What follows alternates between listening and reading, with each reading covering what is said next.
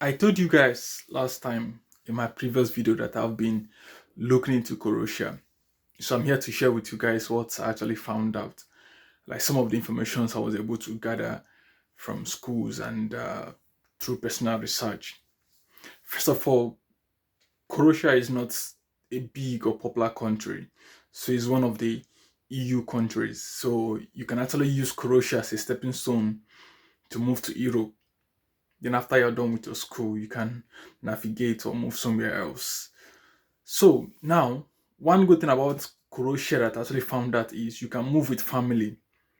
For those people asking me, Portugal is a little bit difficult, visa has been denied and everything. So if you want to move with your family all together, then consider Croatia because you can move with family in Croatia. The next other thing is the currency is in euro, their currency is in euro. So despite the minimum wage that you get from Croatia, when you convert it to your local currency back home, it's still something that's worth it. So these are some of the reasons that you can move to Croatia. For example, Croatia borders with Slovenia and Serbia. So once you move to Croatia, you can navigate, move on other European Union countries, which is the benefit of it. Now, for the schools, the universities, it's not difficult. The application is pretty easy. Your passport, your motivation letter, your they need language proficiency. Yes, of course, they need language proficiency, but it depends because some of the schools I saw, they were kind of like saying that if you study in English, there is kind of like an exempt for you.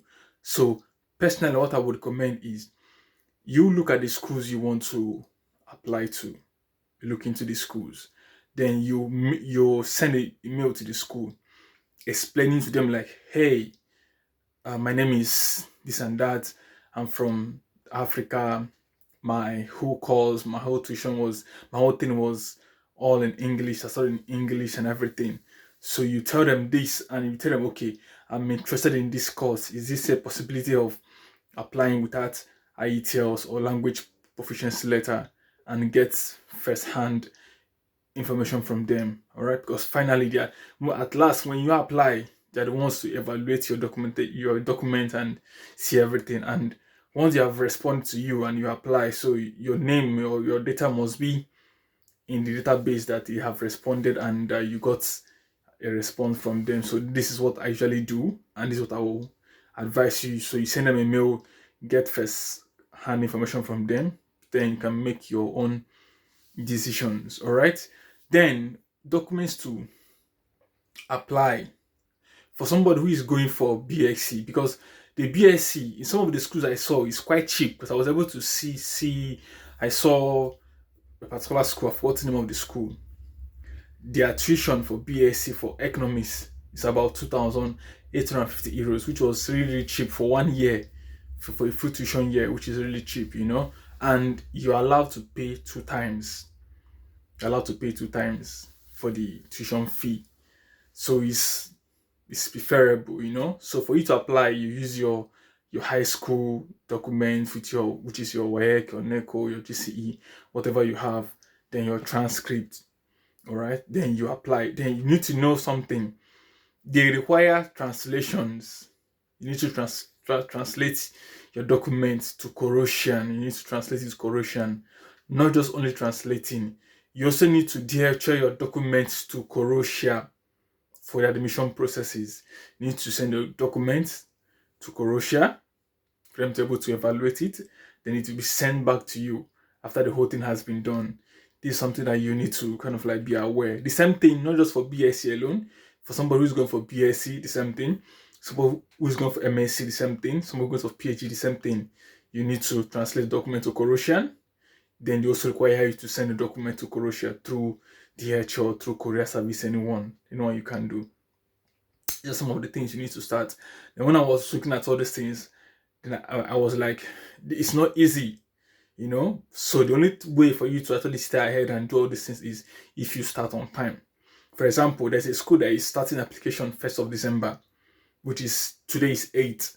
So let me just say from 21 days from now or 22 days from now, admission will start going on. All right. So it's better you start early. Then, like I said, look into the schools you want to, email them, inform them, okay, this is how it is, or this is how it is, this is how long all this thing will take, and see what they have to say before you start. Remember, for somebody who's applying from Nigeria, this is a very good thing. VFS handles the visa for Croatia, so you can book the Croatian visa appointment, submit a visa with VFS. They do take care of that, so you can go to VFS website and also confirm this information that I'm actually saying. So below the video description, I'll put out list of schools. Even though the one I said that will be opening up admission next month, which is December 1st. You can also check it out, look at the tuition, look at what is required for you to apply and move to Croatia. So a lot of people will be like, I was, I was like having this call with somebody. I was suggesting Croatia to the person, but the person was like, the processes is daunting, like starting all these, sending documents to Croatia back and forth. It's not really easy. Do they have the time and the energy or the patience to go through all this? I was like, if you really want this to work out for you, if you really want this nothing to go through, you have to go through the processes. There is no way around it. You have to do the needful and pray to God that you finally achieve all these things. Another person was also saying Croatia is not that big, it's not that what they want, it's not where they want to end up to. I was like, okay, fine. I know somebody that moved to Lithuania after spending years in Lithuania after school. The person finally moved to Canada. So the pain is much, is like I said, it's a stepping stone from one point to another point. So you're not staying there finally, but it's a point that you want to use to navigate to other places. So that is one of the things I will be saying regarding this situation. So for me, this is actually this more like a plus for people, especially who wants to move with family. People who are trying to, trying to move their family from where they are to Europe. So this is a huge plus for you. For like most of the schools, apart from the one I said, starting next month, 1st of December, there's other schools starting January, February, March too. All right. So if you're not able to finish up this process now, but next year at least you should have finished the process and start applying to schools. Like I said, masters, you're allowed to pay 2 times instrumental payment, and the tuition is also very cheap. For PhD and for PDG, same thing, 2 times instrumental payment. Once you get admission, you start a visa process so you can move with your family. So if you're looking into Portugal right now, based on the new laws, family visas, most family visas have been denied, so you should also consider looking into Croatia because it's also affordable. It's also affordable. Don't look at the translation of documents thing or the sending of documents to Croatia and everything.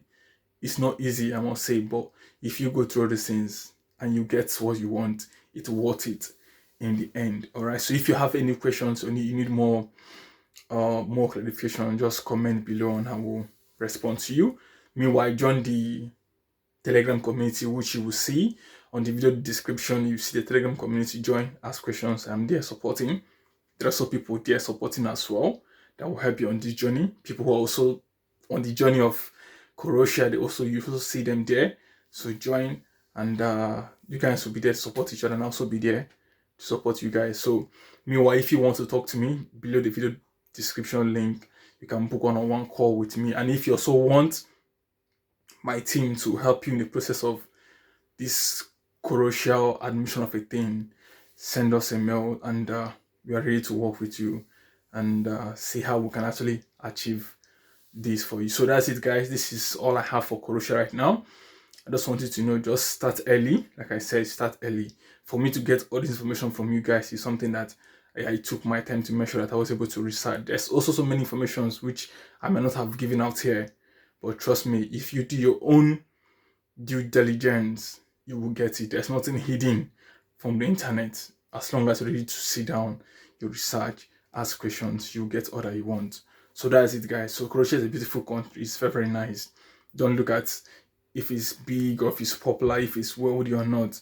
It's a stepping stone from point A to point B. That's it. So if you found this video helpful, give it a thumbs up, try to be pushed out to the YouTube algorithm so that more people will find it helpful and do something with it as well. And subscribe to the channel, guys, and I appreciate every one of you. We are at this point where we are right now because you guys have been there. So I keep appreciating you guys and I keep thanking you guys always. And just like I keep saying, I'll see you on the next one.